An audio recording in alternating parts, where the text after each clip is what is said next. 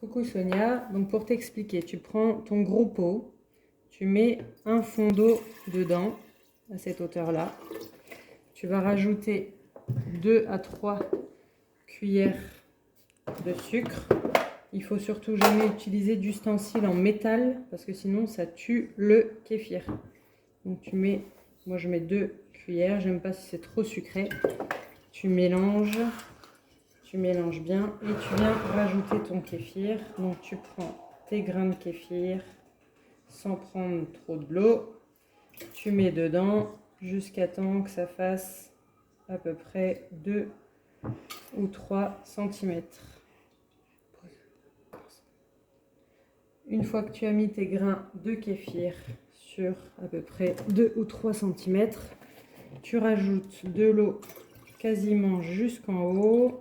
Tu vois, hop, et dedans tu viens mettre ton citron que tu coupes.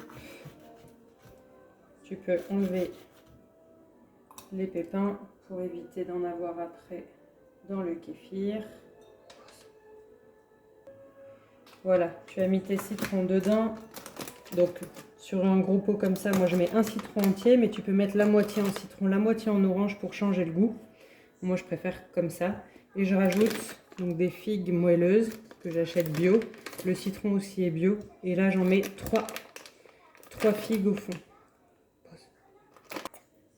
Une fois que tu as tout fini, tu vas venir recouvrir avec un torchon propre pour que ça soit à l'abri de la lumière et tu le laisses reposer.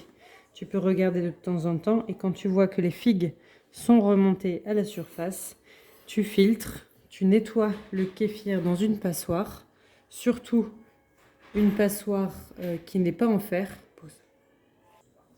Bon, tu vois, moi j'utilise une passoire comme ça, il ne faut jamais de fer et je filtre en mettant dedans le kéfir, puis après je rince mon kéfir et je le remets dans le pot à kéfir pour réactiver le kéfir.